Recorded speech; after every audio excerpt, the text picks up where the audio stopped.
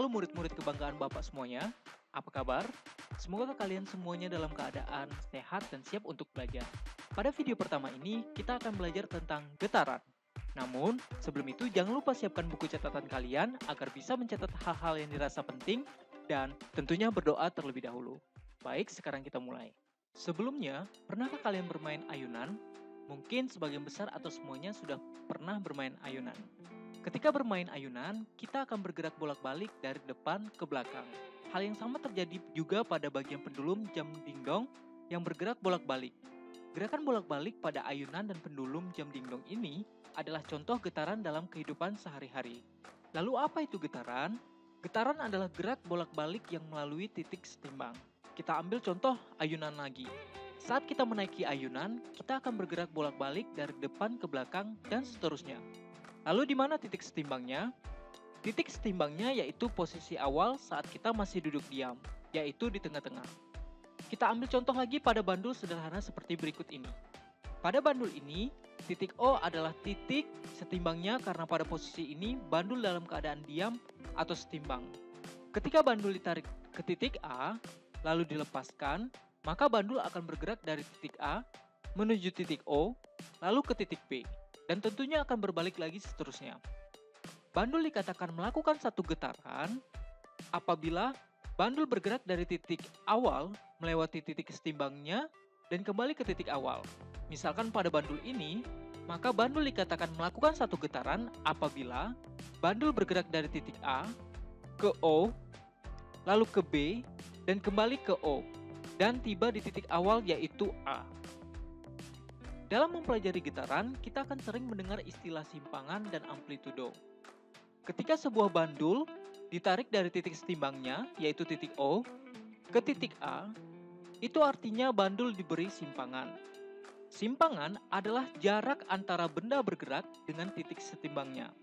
Besarnya simpangan bandul pada gambar ini dapat diukur dari titik O ke titik A.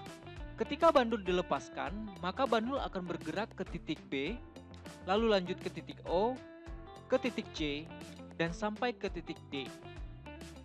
Dari gambar ini, bisa kita lihat bahwa simpangan O ke A dan O ke D adalah simpangan terbesar dibandingkan simpangan O ke B maupun O ke C. Sehingga, simpangan O ke A dan O ke B disebut amplitudo. Dengan kata lain, amplitudo adalah simpangan terjauh. Selanjutnya kita akan membahas frekuensi yang dilambangkan dengan huruf F kecil. Frekuensi adalah banyaknya getaran persatuan waktu. Untuk menghitung frekuensi, kita dapat menggunakan rumus F sama dengan N per T. F itu adalah frekuensi dengan satuan Hertz, N adalah banyaknya getaran, dan T adalah waktu dengan satuan sekon atau detik. Agar lebih mudah untuk memahaminya, mari kita bahas satu contoh soal. Sebuah bandul bergetar sebanyak 9 kali selama 3 sekon. Berapa frekuensi bandul tersebut? Baik, untuk menjawab soal ini, kita dapat menggunakan rumus F sama dengan N per T. Pertama, diketahui, kita kumpulkan apa yang diketahui terlebih dahulu. Di sini, bandul bergetar sebanyak 9 kali, artinya yang diketahui itu adalah N sama dengan 9 selama 3 sekon. Di sini diketahui waktunya T 3 sekon. Kita tulis 3 sekon 3S. Ditanya itu frekuensinya F. Maka jawabannya F sama dengan N per T, di mana N sama dengan 9, T-nya 3, maka 9 bagi 3 yaitu 3 Hz. Baik, selanjutnya kita akan membahas tentang periode. Periode dilambangkan dengan T besar. Periode itu sendiri adalah waktu yang diperlukan untuk melakukan satu getaran.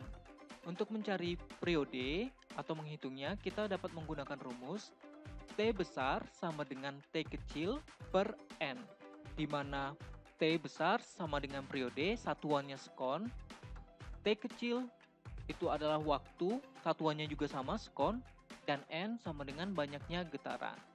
Baik, gampangnya kita akan bahas contoh soal. Di sini ada soal banyaknya getaran yang dihasilkan tiap detik dari sebuah bandul adalah 10 getaran. Tentukanlah periode bandul tersebut. Pertama kita cari terlebih dahulu apa yang diketahuinya. Yang diketahui 10 getaran itu menunjukkan N-nya 10 getaran. Lalu banyaknya getaran yang dihasilkan tiap detik, ya. Jadi di sini diketahui tiap detik. T-nya itu tiap detik artinya setiap satu detik, 1 sekon. Lalu yang ditanya adalah periode bandul T besar. Ya, untuk menjawab soal ini kita dapat menggunakan rumus yang ini, T sama dengan T kecil per N. T sama dengan T kecilnya ini 1 sekon dibagi dengan N 10, sehingga diperoleh 0,1 sekon. Baik, itu tadi penjelasan terkait materi getaran. Silakan diulangi kembali menontonnya agar bisa lebih mudah memahaminya. Jika dirasa ada yang sulit untuk dipahami, silahkan stop pada materi tersebut lalu dibaca pelan-pelan, didengarkan penjelasan dari Bapak. Baik, selanjutnya penjelasan materi gelombang ada di video gelombang. Sampai jumpa di video selanjutnya.